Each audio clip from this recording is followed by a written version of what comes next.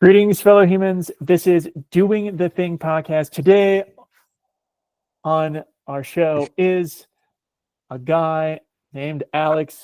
Alex has been with Deer Hill for more years than I have, has known it longer than I have. Admittedly, that's because he started as a small, tiny little boy. Maybe not that small because it's expedition work, and so you don't take little kids out on expeditions for the most part. Unless you're intentionally doing so.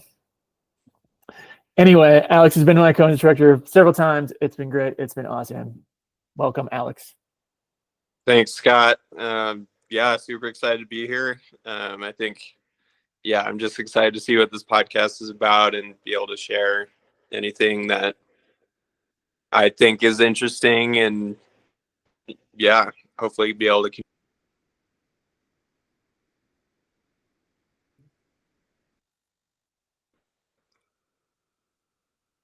So, I started. You want me to talk about like where I started? Or yeah, go ahead. Tell us what's your how'd you get into outdoor ed? For me, it definitely started as a little boy, as you said, on a Deer Hill trip. So I live in Mancos, where Deer Hill is based, and I grew up here. And growing up, every year Deer Hill in like middle school and high school would come in and do a presentation and like offer scholarships to the kids at Mancos. And I applied and got one of those scholarships and got to go on Heart of the Rockies, which was, for me, why I wanted to do it was like advertised as the most challenging course. And I think at that point, my relationship to the outdoors was like, it's like a place to challenge yourself, and you grow through putting yourself in difficult situations in the outdoors. And that was kind of my relationship with it. And then I went on that trip, and it was very challenging. It rained and hailed. We were in the Weminuche wilderness, and the whole first week we were hiking by Emerald Lake, and something about the shape of that basin just caused like hail and rain from 10 a.m. until right before the sun went down. We would get like a glimpse of sunlight, and it was like simultaneously traumatic, but also like such a great experience. Just felt like we were full on surviving. And then the week after that, we like got into the next basin, Chicago Basin, and it was like great weather, and we got to climb mountains and do all this fun stuff and do solos. And definitely one of the biggest takeaways from that was the solo.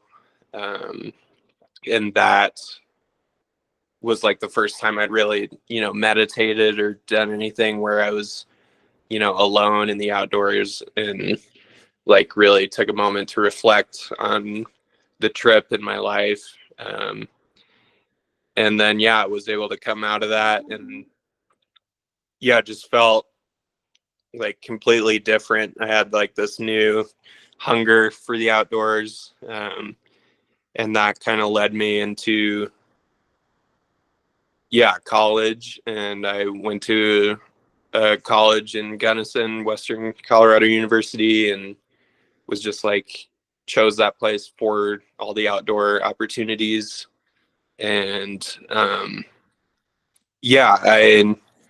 did like the trail running team, and the ski team, and was just out camping with my friends most weekends. And so there was kind of that. And then as I got through college, I felt like I kind of slowed down. I kind of got locked into, studying, and just trying to make it through school, and sort of, I would say, almost forgot about how much I loved just like being, in the outdoors, just roughing it. And then I graduated college, and I moved back to Mancos, and I started at Deer Hill. And it was sort of like, when I came back to Mancos, I was pretty lost and didn't know what I was doing. And and I needed an internship to like finish my school, finish my degree. And I was like, oh yeah, Deer Hill is right here. And I know I always wanted to do that, but I almost had like forgotten, and then just remembered and applied and got accepted for the internship. And that was just like a really great experience of like, it felt like adult summer camp in a way. It was like just, um, yeah, living on base camp, doing lots of menial tasks, but also learning really cool stuff and just kind of getting a lens into like the logistics of running programs like this and like what Deer Hill does. And yeah, it really shifted my perspective on like how the trips are run, and how just like how much thought is actually put into a trip. And when I was a kid and was on one of these trips, it felt like everything was really planned out. And when I started at Deer Hill, it also felt that way. And then I started guiding after I finished my internship in the summer. And yeah, that's when I started, I just like had no clue what I was doing. And it and that's and it felt kind of like I was just changing my perspective on doing these outdoor things, because I think when I was young, it was like, let's just go do some really dumb challenging thing, not really think about it. And now, having like 2 years of experience guiding, I feel like I I bring a much more intentional like attitude towards being in the outdoors, and like coming up with ways that I want to interact with the people that I'm on the trip with, and what I want to get out of the trip in particular. And as I continued to guide, especially in my second year, that's when I really started trying to bring, like what I thought was interesting, what I think is interesting, and finding ways that the kids can sort of have conversations that open them up about themselves, and not like and not just be like, oh, we're out here doing this fun thing and I want to go climb that mountain because it sounds hard, or I want to swim in this rapid because it's going to be scary. And that's what I want about this trip. And I think where I started to find joy and like purpose in this job is through bringing lessons and stuff into it. And I guess I could talk about some of those if you'd like, but yeah, so I think my introduction to outdoor ed was because it was like I was seeking challenge, and then what brought me back and has kept me in outdoor ed is the aspect of like connecting with others and bringing people who haven't been into this place into these places, into it, and getting them to open up to each other and like learn something about themselves more than just go have a challenging outdoor experience, if that makes sense. So thanks for letting me ramble, but So Deer Hill came to your school and gave a talk, and that was your first outdoor ed experience? Yeah, I would say so. I mean, there was like, times as a kid, like after school programs where we'd go to the park and like play, but I think that Deer Hill coming and doing that presentation, it was more just like, here's this really cool thing I haven't heard of that's in my hometown. And the idea of backpacking was something that I had only really seen in movies, I guess. And yeah, seeing that I could go do that was just what excited me about it. I think, yeah, just the challenge and doing something overnight. Like I didn't have much camping experience. I'd gone camping with my family like maybe 3 or 4 times before that.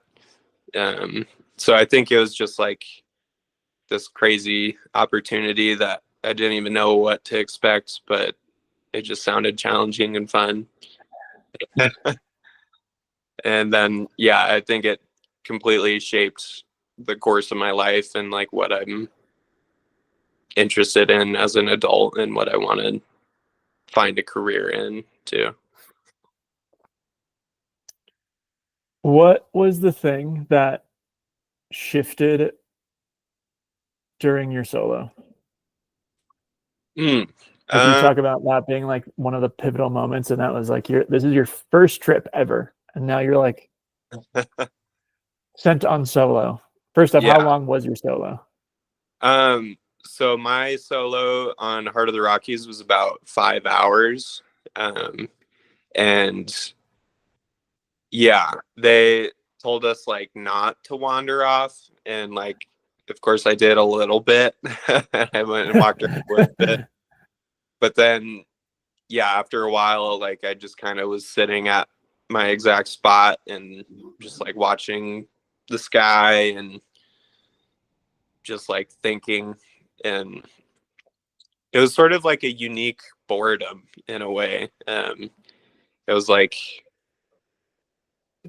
yeah, I kind of wish I was like off doing stuff right now, but I am just like sitting alone with my thoughts and intentionally. And I think,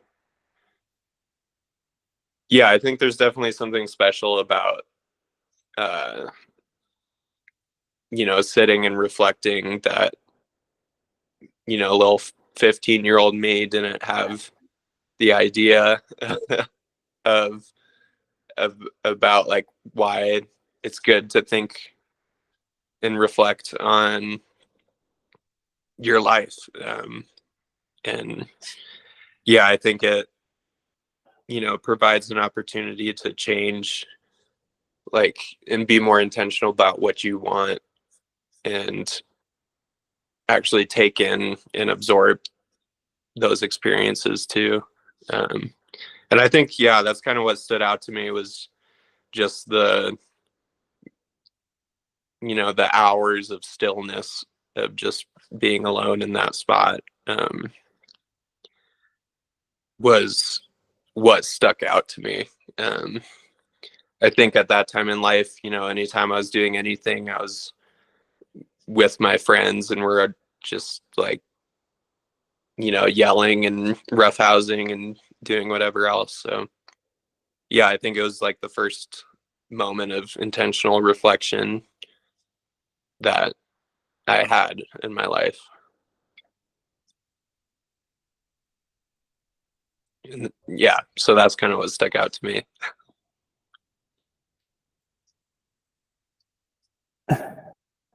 I think it's so funny that when you tell that story, the first thing that comes to mind is like, yes, and we also know those 15-year-old boys who also still wandered. We also know the 17-year-olds and the 16-year-olds who also went out and wandered. Right.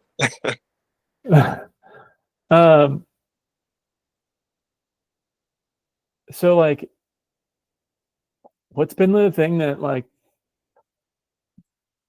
what was the like biggest surprise or like biggest thing that you're like, oh crap, like this is how this works, like going from like being the participant to then going onto the other side, whether that's like participant, even in the progression of like you did the participant, then you were the intern who gets like a peek behind the curtain, you get a blip of what happens, and then finally being an instructor. Like what was the thing that you were like, crap, this is like your mind, was there anything that blew your mind?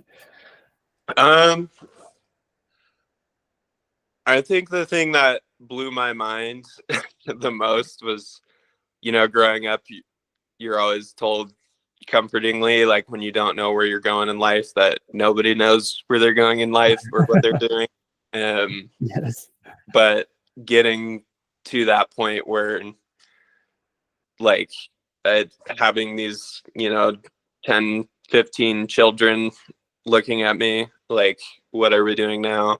Like, what's the plan? And I'm like, this is my first time doing this. I don't really like, I know what to do and I have all these trainings, but yeah, I think the thing that blew my mind was the amount of flexibility that is required and like what you want to have happen on the trip and what actually happens. Um, and that was pretty mind blowing. And I think part of that is I have a little bit of a shifted perception of that, because of the instructors I had when I was a participant. And specifically, that was Elena Carlson. And she was like this legend at Deer Hill. And yeah, it just felt like every single moment I felt safe and like knew what she was doing, or she knew what she was doing and knew how to get us safely through all the hailstorms and all the, setbacks we had on that trip. And then when I started guiding and was, kind of putting myself into those positions of, yeah, trying to comfort someone or get someone to be open to an experience, I think it just felt like any plans I had kind of fell away, but it still somehow worked out, just by giving it your best, as cheesy as that sounds. But yeah, that's the thing that blew my mind, was just the flexibility of guiding and being able to change and adapt your plan. And like, it's a luxury to know what you're going to do for like the whole day, and it goes that way. It's a luxury to know what you're doing the whole day. Yeah. I mean, it's like, that was especially true when we were on wilderness leadership last summer, I think, in the canyon. Oh just gosh, like yeah. out, being in this canyon that none of us had been in before, except for me, technically 8 years ago as a kid. And just like, trying to adapt to the beta. Like, what does boulder muck mean? What does, a little scribble on the map from 15 years ago is what we're going by, and just trying to work through the whole day. And yeah, like on my first trip, I was like, one of us had done Desolation Gray Canyon before, and the other two of us had not. And so we're just kind of going off, the map and just trying to make decisions moment to moment. And yeah, it's such a challenging but also rewarding thing to do, for sure. Did you have Elena on for Heart of the Rockies and Wilderness Leadership? I did. Yeah. So Oh, she was PL for both trips that I did as a participant. And yeah, I think that gave me a bit of a skewed perspective on like what is expected on those trips, because I think she just did such an amazing job of, keeping us safe and feeling comfortable, while also challenging us to open up in new ways. She did a few lessons like on those trips that really stuck out to me too. gosh, I would love to have been on that. Like, not even like as a participant or as an instructor, just like to be like the fly on the wall for that trip for sure. She is. I recently talked to her, and so it's like, yeah, I probably have heard about some of that Heart of the Rockies. Yeah. But anyway, what do you think has been like, whether it's been as a participant or as like an intern or an instructor, or like now you've been a PO or a trip lead, what do you feel like has been like your biggest growth in this field? Yeah, I think my biggest growth has been yeah, I think I've definitely had a lot of growth in knowing what's expected on specifically a Deer Hill expedition.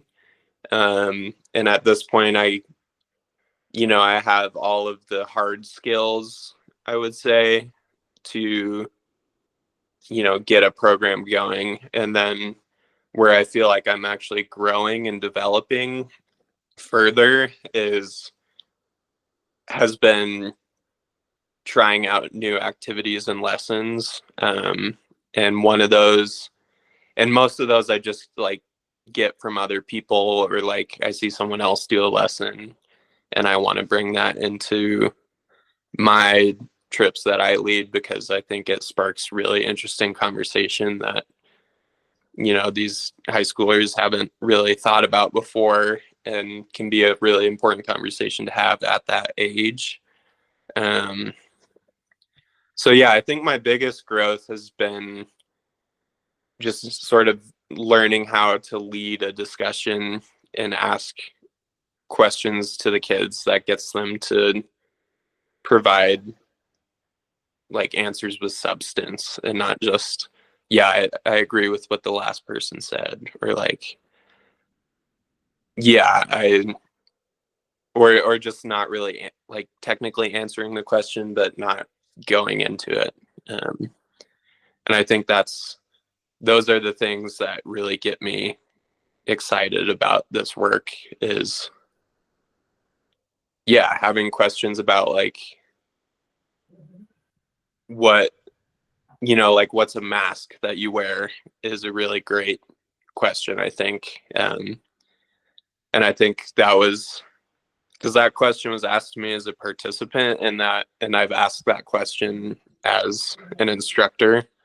And I think for me as a participant, it was the first time I was able to like say, hey, I have these struggles, and these are things that are really hard for me that I don't share with anyone and haven't shared with anyone until now. And then being able to see, 10 other kids share these things, and be like, yeah, I've never really talked about this, but I'm sharing it now, and just like having that kind of bonding experience. And another conversation I like to have with the kids is like around like what you think you have influence over in your life. And I think that's a really important discussion as well. Just sort of, I think it helps kids align like what they want to change in their life, and what is worth like putting effort into, and also what's worth worrying about. And like, maybe you don't need to worry as much about things you don't have control over, because that's not going to be helpful to you. So yeah, I could just go on about like different conversations I've had, but yeah, there's just a lot of things that I think are important conversations to have at that age, and at any age really. And that gets me excited about this work, because I think it provides really great, safe spaces to share those things, and also puts people in the mindset to try new things, and challenge themselves.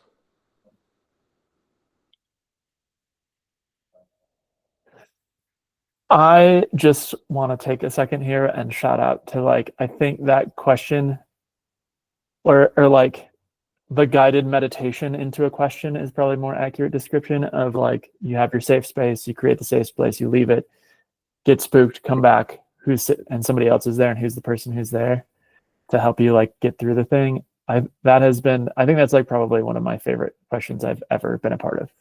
And I would also like to acknowledge that in this moment that I was charged with asking a staff question, and this is the question that I took, and it was a question that got even one of the veterans administrators who has been on like countless trips as well, and that was like super sweet to have. And so I like want to thank you for that and like give you that credit.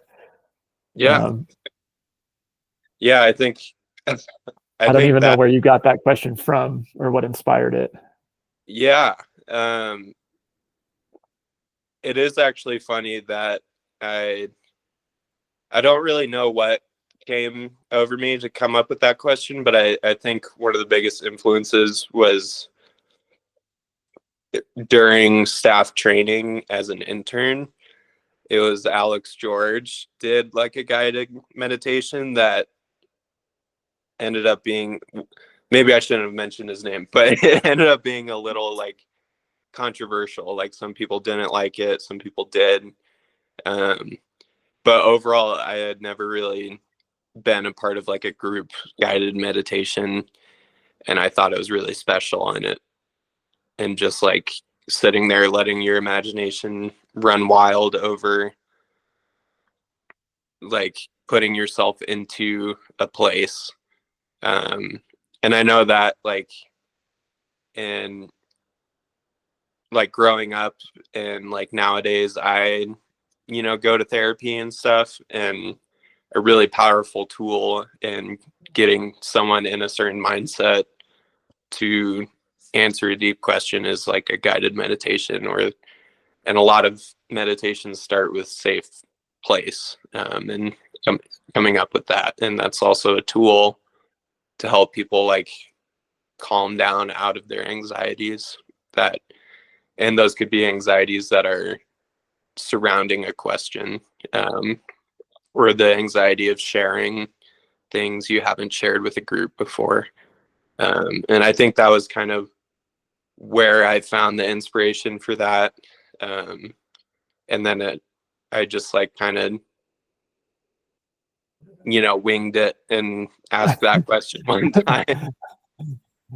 It was kind of funny. I felt like the kids really got into it, but then also the chaperones on that trip really were caught off guard by that question. And the answer that really stuck with me was from a dad who was on that trip, and he was the chaperone. And so, yeah, the question is like you're thinking about your safe place and you try to leave it to go, through this tunnel or whatever, and you get overwhelmed by some sort of obstacle and you come back and there's a person that is now there at your safe place to help you get through. And so, yeah, that's kind of the basis of the question. And the dad, he was like just very emotional and was thinking about, that used to be like my mom or my dad when I was growing up would have been that person. But now I think it's my kids or my son. And yeah, that was a really special moment because like his son was on that trip, and I don't know, it gave me chills just seeing the bond over it. But yeah, I think it's just kind of funny how like really exploring those types of questions or prompts that get people to open up in ways or think about things in a light that they haven't thought about them before, really sparks connection like that. And oftentimes it is just me thinking, well, maybe that would kind of sound cool, or like seem like an interesting thing to think about, and just sort of winging it. Um, and yeah, I guess that kind of the thought that just popped into my head of like that is another area of growth, or like the area of growth that I think has been biggest for me, is just being able to lean into a new edge of something that maybe I'm not very good at. and yeah, just giving it your best, I guess. I don't know where I'm going anymore, but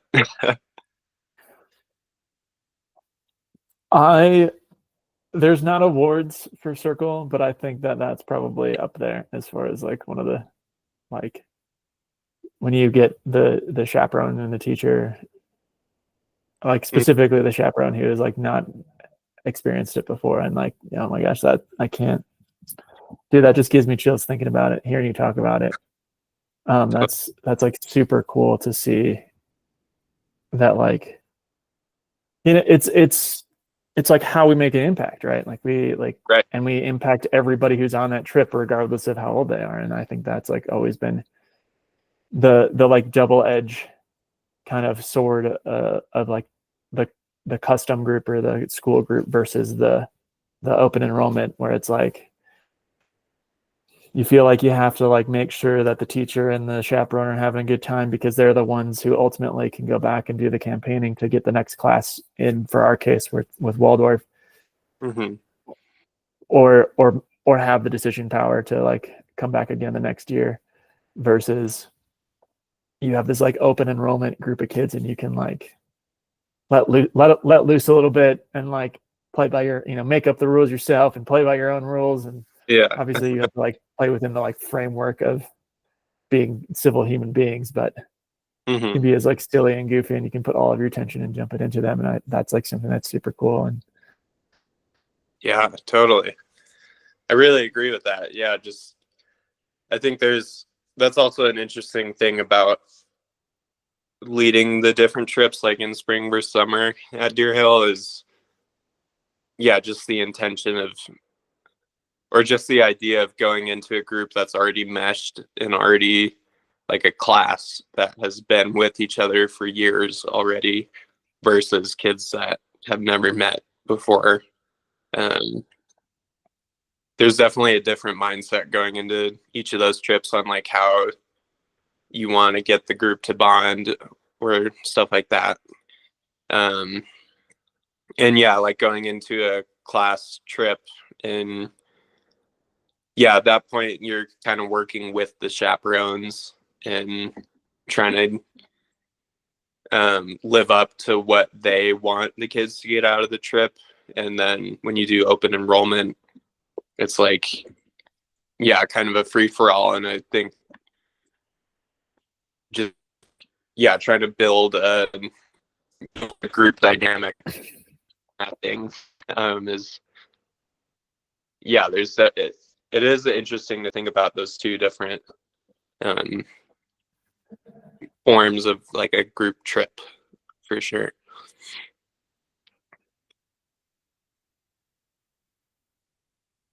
what Here, do you think has been like, I'm gonna turn on a light quick. I'll be right back. Larry? Oh, and here we are, intermission. Welcome to Doing the Thing podcast, where we make it up and don't care. I also just like want to say that I think some of the best things in outdoor ed, or like some of the best moments that I've had, is like, it's this like cross between like, I've done this thing over and over and over again and I'm like freaking sick of it, so I'm just gonna do it differently this time for whatever, for like no reason whatsoever, and it like just turns out way better than whatever I've doing before. Totally. Or like, you're like, well, I'm in this situation, I'm allegedly the one who knows has all the answers, so we're just gonna do this, and you're like, oh crap, let's do that again. Yeah. Yeah, that is like one of the best feelings for sure. It's just like, yeah, trying something in a new way just for the heck of it on a trip, and it turns out amazing. What's been the trip that you've seen, like, felt like you've were on a student? Wait, can you ask that one more time? Or like, what's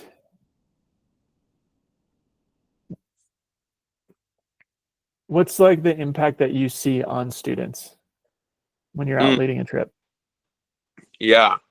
Like, what is the biggest impact I've seen, or like biggest impact, what you see most of the time? Mm. You know, whatever, you know, that I feel like everyone has, there's one kid that you're like, you know, there's like one kid that comes up every, I don't know, 5 or 10 trips, and you're like, just like see, you know, not necessarily, depending on how long the trip is, it like you like see this like transformation, or Hmm. like you like, and you're like, this is why I do this. You know, Totally. I get to have that impact on them, and like, what is that impact that you've seen on students? Yeah. I think there's been like a few students that have stuck out to me, all on wildly different trips, I think. Um, I guess one of those was my very first trip. Um, we had a student who we were like debating whether or not to let actually come on the trip, um, for certain health reasons, but they were able to make it on it, and we were able to, you know, he was able to do the whole trip successfully, and that was awesome. Um, and yeah, I think the the moment where felt like I felt like he was really, you know, starting to get it, or like be like really be fully bought in on the trip, was hiking with him on during our backpacking section. We had a peak ascent day, and I decided to hang back with the kids who didn't feel like they were up to the challenge or able to do the peak ascent that day. And I was with him and still hiked like up above tree line, way further than he thought he was going to be able to make it. And we're able to just go up there and have a really interesting talk about like what he's into and like how much joy this trip has brought him. Um, and yeah, I think that was a really special moment for me, and I think for him too, was getting up there to the saddle, and like his other like closer friends on that trip hung back too, so we could all just hang out, and we had this big snowball fight and just like talked about how cool it was to, you know, be on this trip and got to share that experience. Um, and then yeah, I think a lot of the times where I really feel like I have an impact or um, connect with kids on a deeper level, and are able to offer them any guidance or wisdom I might have had around, you know, being that age and growing up, has been like one-on-one hiking with a student. um, and yeah, so like that kid who made it up to the saddle, that was like a pretty profound, like, wow, this life changing for me, and I'm glad I'm here. All the way to the other end of the spectrum was my first time doing Campbell Hall, and totally not what all other Deer Hill programs are like. But yeah, just like going on a day hike with some kid from LA who, you know, had his headphones in the whole time and was just listening to music and not wanting to talk to others, and like, you know, FaceTiming his buddies instead of like joining. But then, you know, towards the end of that, he, like a day later, he's like, hey, he came up to me. He's like, hey, Alex, like I went the whole day without listening to music. I don't know what came over me, but it was just such a great day. And I actually like,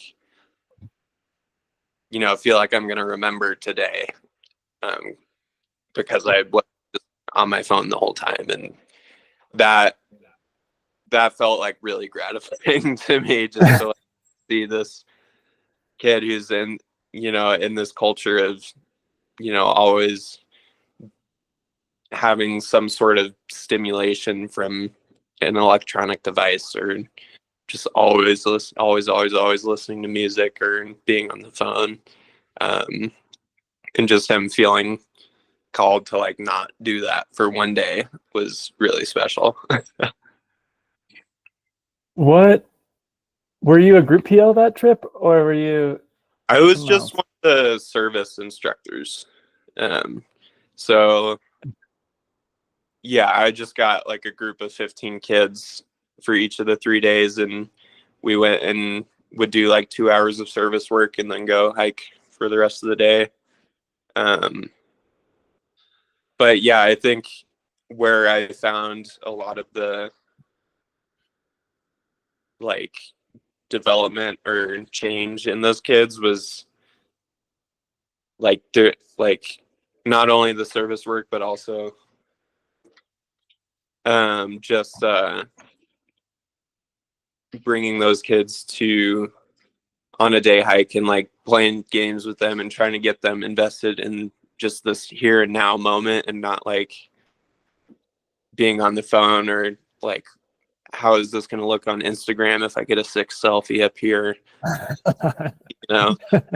um, just stuff like that. And I think, yeah, that was a special moment for me, just to have him come up to me, and just felt like I actually made a difference, even if it was just one day.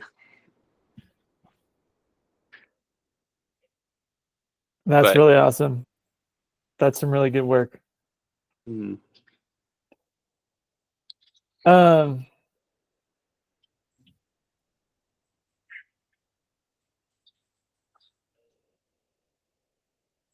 so you were an intern. Okay, to kind of shift gears here, and like, I think I'm curious to know what you do in the off season. And I am just in my head, it's like you were an intern 1 year, and were in school still at that point, right? um, Or am I I wrong on that one? essentially graduated, but I needed one more credit to Oh, okay. degree. So I had already like walked and like done the ceremony with. So technically I was in, but I was essentially not in school anymore. So what have you been doing to for yourself in the off season? Um, well, that depends. I think the off season for me has been mostly centered around rest and just like living almost an entirely opposite life to when I'm in season, specifically in the winter. But like I do substitute teach, and I do work this forestry job where it's just like pretty hard manual labor, doing fire mitigation with the chainsaw, and like most of the time it's just wiping out stands of oak brush, and getting rid of ladder fields and around someone's house. Um, and then, yeah, when it comes to like the deep heart of winter, I'm like just sort of at home a lot. I'm kind of a homebody, just watching a lot of movies and sleeping a lot and hibernating. And by the time it comes the next season, I'm usually ready, like itching to get back outside and just switch it up again. So, Do you know? what were you Go saying? ahead. Go ahead. Yes, I think for me, it's sort of like, yeah, I'm like living the other aspects of me, I guess, when I'm in the off season. I'm, just getting all the rest I can and just taking time to chill mostly. And then by the time it comes back to the season, I'm ready to just go many sleepless nights and be in the outdoors a lot again. Do you know Which how many field days you had last season? um, I think, it was like 80 something days, close to 90, somewhere around there. It was a lot. It was, yeah, it was the most field days of anyone at Deer Hill that season. But yeah, it was like pretty much almost 3 months of field days in like the 5 month season. So it was a lot. How did you, people talk about burnout, and so I'm just curious to know how you handled, doing, and because Deer Hill trips are also not very varied in terms of what Totally. you're doing as far as that goes. So I'm curious, how did you handle the burnout? Yeah, I think I won't say it like was easy, because it was definitely hard. But I think where I grew a lot in handling the burnout was, asking my co-instructors from time to time, like, hey, I just like need a break, essentially. And I think that has been a big growth edge for me, is like, if I'm not, participating and being engaged with every single thing that's happening on the trip, then I feel like I'm not doing enough. And I think, yeah, the biggest growth edge for me was learning how to like step back and actually take time for myself, like mentally too. Like I don't know, when I would start taking a break early on when I was working, it'd be like, I'm sitting next to the kitchen, and as soon as anyone needs help with anything, I'm like up and ready to do that. And then, yeah, later on, I think when I was able to take a break, I was finally comfortable enough with how programs are led and what's going on that I could like read a book. Like that was a big thing for me, was to be able to take my attention away from what's going on and not stress about it enough that I could focus on a book and actually read. So that was almost like a milestone for me, was to be able to read a book on those trips and just be able to be comfortable enough with holding the container that I could set the container down and pick up a book, and then come back to it when I'm ready. Have crafted the container well enough that it can be placed down. That's how I like to view it. Yes. Yeah. I am like super curious to see how many trips are you doing this season? I think I'm gonna be on another full-on season. I have 4 trips, and then I'm also doing staff training, so like 5 spring trips again this year, essentially. And then I think I'll be on at least 2 summer programs, so it's going to be another full season. Well, and those summer programs are shorter, right? They're not 3 weeks. Yeah, the summer I'll Okay. just be doing wilderness leadership again, and then Oh, okay. probably like Upper San Juan after that.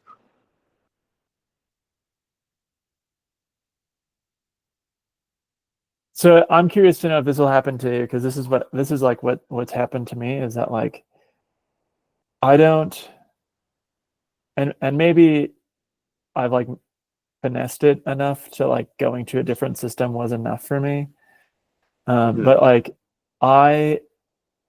the only time that I think I ever have felt burned out was like doing the summer program, and like having this like really amazing trip to then like going back to the San Juan, and like with this group that like you just need to get them down the river. That's like the only goal that they have, like have some fun. Right. And that was like the only time that I think I've ever really been like, I hate this. Yeah. No, I think there's a couple times last season where I, went from this amazing trip with these, like 17 and 18-year-old high schoolers who have already been in the backcountry for over a month, because they're on a semester program, and this is like towards the end of it.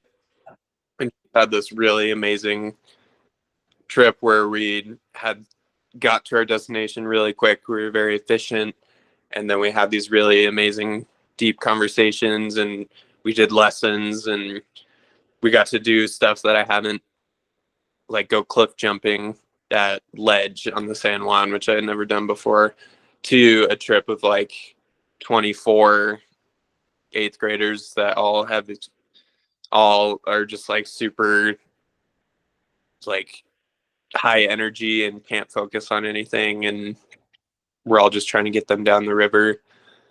And I think, yeah, there's like no way around it that I found. Like, yeah, sometimes it's gonna be that hard, and sometimes it's just gonna feel like work, and it's not gonna feel like this amazing experience. But then, coming out of those, I'm still like very proud of myself for making it through a trip where I just am like totally like in the yellow, teetering on red with my comfortability on what's happening during the whole trip, because I'm worried some kid's going to run off and get hurt, or some kids are going to start fighting or not eat or do something really dumb. Yeah. and so, yeah, like it does get hard. But coming out of those, I always feel like the most proud of myself for making it through those trips and providing like the best experience I could provide for those kids. So it like, yeah, it's like type 2 fun for sure. Sometimes, but then I think I feel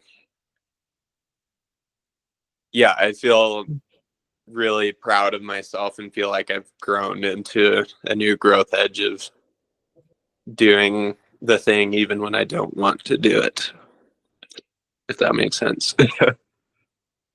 Yeah. So my next thought is, what do you got? Okay.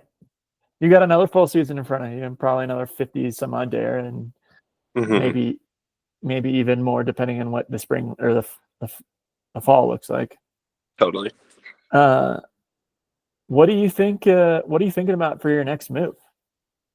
Are you thinking that you're going to do another like full season at Deer Hill next year? Or, I mean, I know this year hasn't happened, and that's a long ways away from the end of it, but do you have an exit plan or thinking about an exit plan from outdoor ed? Or are you like, I'm going to do it, I'm going to become the admin? Yeah. And obviously all of this is subject to change, because no plan survives first contact with reality is the way that I say that phrase. Totally. Yeah, I think that's something that I've thought about, and then also kind of put on the back burner and been like, whatever, let's just have fun doing this now and I'll figure it out later. But yeah, I think the direction that I have been interested in heading or moving towards is like becoming a teacher. And I think where I've noticed that I've had the most, like created the most joy and purpose in my life has been like trying to like teach lessons or like hold, a discussion based lesson around a subject. And I think, yeah, where I'm interested in heading probably in the next 3 years is probably going back to school to get a master's in education has been like my thinking. And yeah, I haven't really made any steps towards that. But I think that at least right now, I'm just wanting to develop and get experience in the PL position at Deer Hill. Because I think there's still a lot of growth that I can have at Deer Hill before I move on.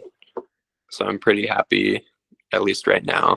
And we'll see how it is in like a year. But I think me personally, I'm very happy to do this job at Deer Hill for the foreseeable future.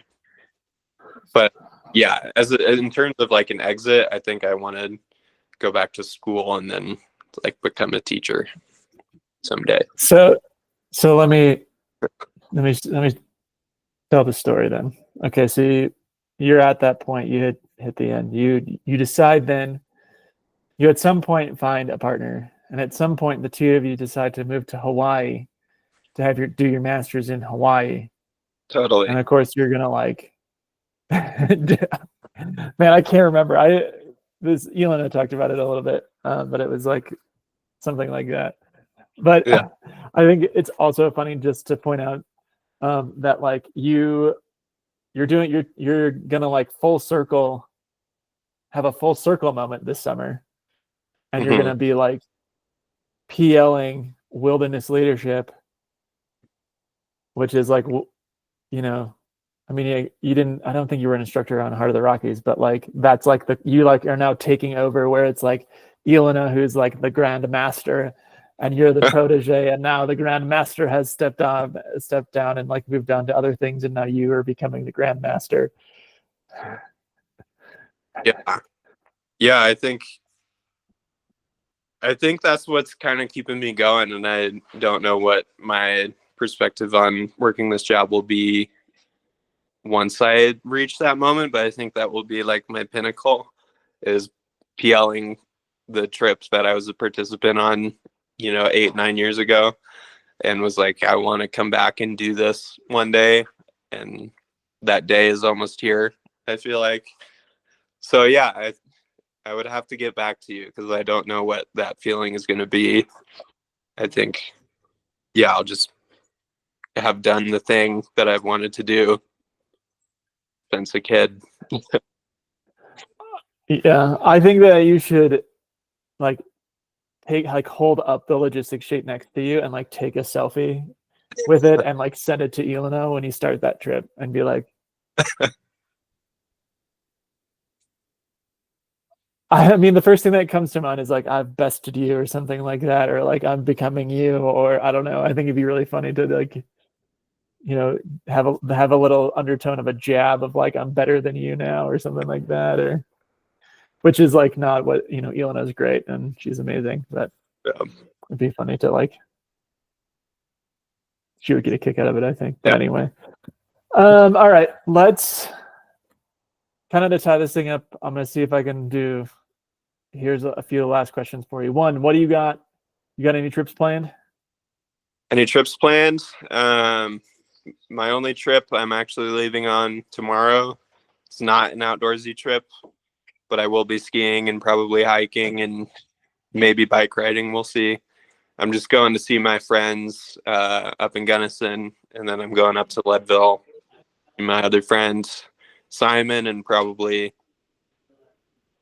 walk around and talk to some people at High Mountain Institute while I'm there, because that's another place I've thought about working. And then I'll be going to Denver to see my other friends and just experience the city. Fun. And probably cry a little bit because it's too much. Yeah, probably. But yeah, I think I haven't really planned any like overnight trips. I think when I want to do that is probably going to be late spring, like towards the end of the spring season, in preparation for wilderness leadership. I'd be wanting to probably get out with Michael and do a bunch of rappelling, basically.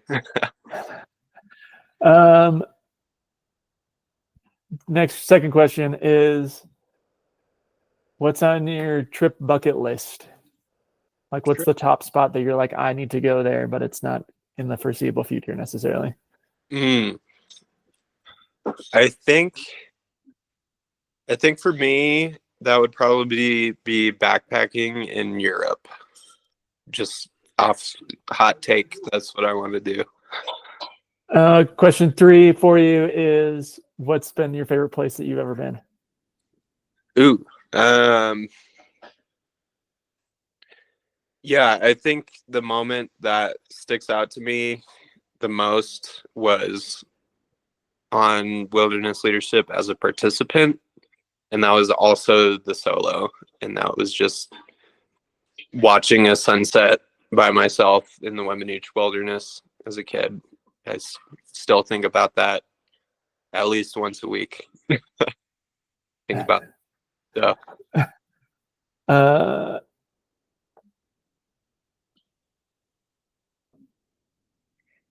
what is your favorite food that you have on trail?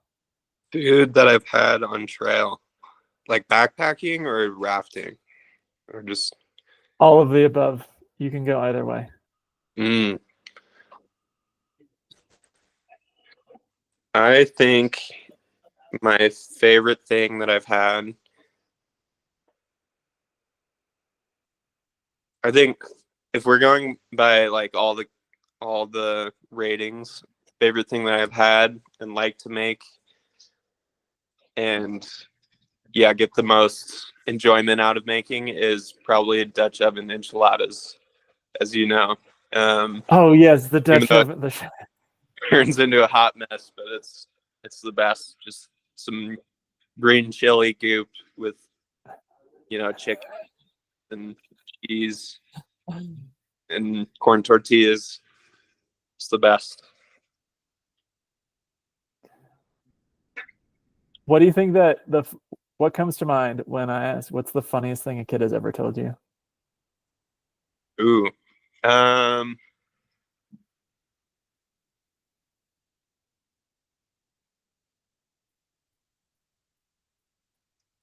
I think just one of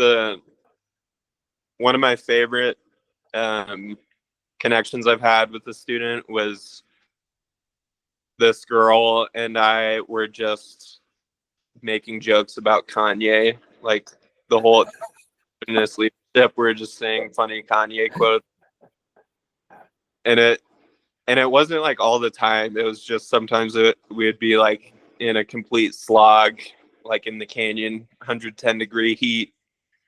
We're looking for water, and then she just goes to me, "Hey, good morning, Kanye," and I go, "Shut the."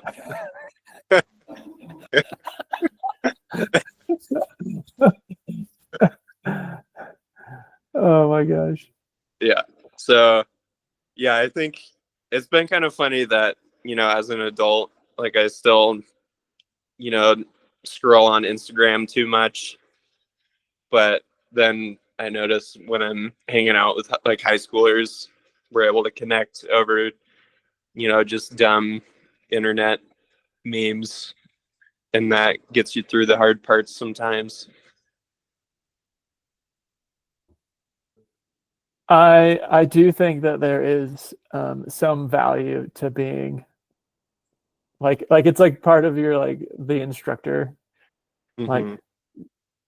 off season or something like that where you like just need to like tune your algorithm to a little bit to like what everybody else is doing so that you can like know what they're referring to and whatnot. Totally. But anyway, well, Alex, it was great having you on. Thank you for It sharing. was a pleasure. Uh, I hope that you have a wonderful season and God, good luck, dude. Thanks. Yeah, I'm excited, and I also know it's going to be challenging, but yeah, I'd love to do it, so I'm still doing it.